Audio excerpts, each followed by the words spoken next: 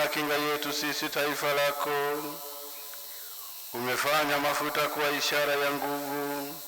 Tunakuomba uyabariki mafuta haya na kuwapa nguvu wakati kumeni watakaopakwa nayo kwa maandalizi ya ubatizo, nao wakishapokea hekima na nguvu zako waweze kuifahamu zaidi Injili ya Kristo wako, na kwa moyo mkuu waanze maisha magumu ya Kikristo, na baada ya wao kuwa watoto wako wafurahi kwamba wamezaliwa upya na kwamba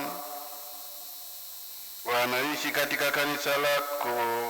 Tunaomba hayo kwa njia ya Kristo Bwana wetu.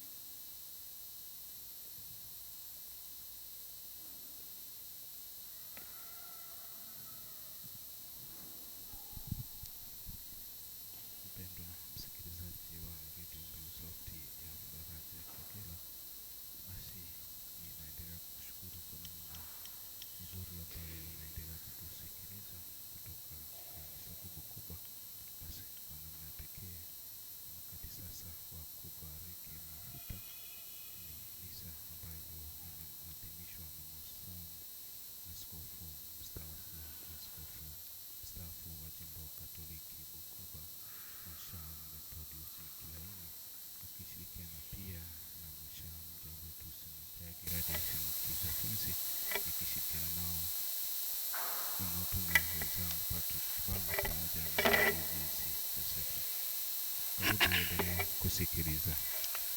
Ndugu zangu, tumwombe Mungu Baba Mwenyezi ayabariki na kuyatakasa mafuta haya, ili wale watakaopakwa nayo mwilini wageuke rohoni na wastahili kupata wokovu wa milele.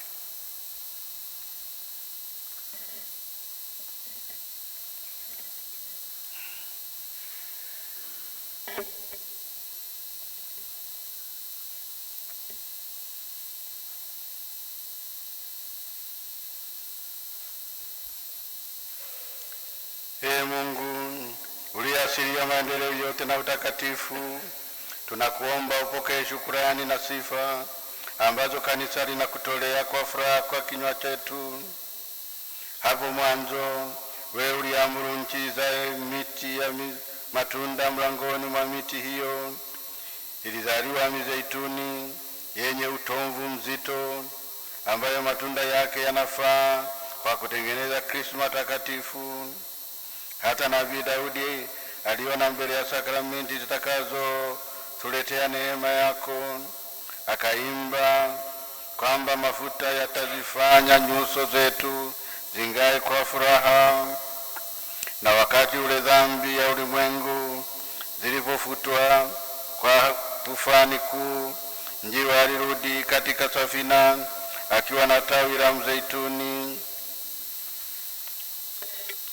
akajulisha kwamba amani imerudi duniani, na hii ilikuwa kama zawadi kubwa zaidi itakayokuja. Sasa tunaona yale matokeo yake wakati dhambi ya watu zitakapooshwa na maji ya ubatizo. Mafuta haya yatazifanya nyuso zetu zingae kwa furaha. Ulimwamuru pia mtumishi wako Musa, baada ya nduguye Aroni kuoshwa kwa maji, amfanye kuhani kwa kumpaka mafuta. Jambo hili lifuatwa na jambo lingine kubwa zaidi. Baada ya mwanao Yesu Kristo kumwomba Yohani ambatize na maji ya Yordani, ulimtuma Roho Mtakatifu amshukie katika sura ya njiwa, na hapo kwa ushahidi wa sauti yako mwenyewe ukatangaza kuwa yeye ni mwanao wa pekee unayependezwa naye. Kwa kufanya hivyo, ilionekana wazi kuwa umetimiza yale aliyoagua nabii Daudi, ya kwamba Kristo atapakwa mafuta ya furaha kuliko wenzake. Kwa hiyo, Bwana, tunakuomba uyabariki na kuyatakasa mafuta hayo ulioumba, uyajaze nguvu ya Roho Mtakatifu kwa uwezo wa Kristo wako, maana Krisma imepata jina hilo kutokana na jina lake takatifu. Nawe uliwapaka Krisma makuhani, wafalme, manabii na mashahidi wako. Uifanye Krisma hii iwe ishara ya uzima na wokovu kamili kwa wale watakaozaliwa mara ya pili kwa maji ya ubatizo. Utufute uovu waliozaliwa nao mara ya kwanza kwa kupakwa mafuta haya matakatifu, wageuke kuwa hekalu lako tukufu na kung'aa kwa uzuri wa maisha yanayokupendeza. Kwa ishara hii ya Krisma, wajalie wapate heshima ya kifalme, ya kikuhani na ya kinabii, na kuvikwa vazi la kutoharibika. Uifanye Krisma hii iwaletee wokovu hao watakaozaliwa mara ya pili kwa maji na Roho Mtakatifu, hatimaye uwafikishe kwenye uzima wa milele na kuwashirikisha utukufu wa mbinguni. Tunaomba hayo kwa njia ya Kristo Bwana wetu.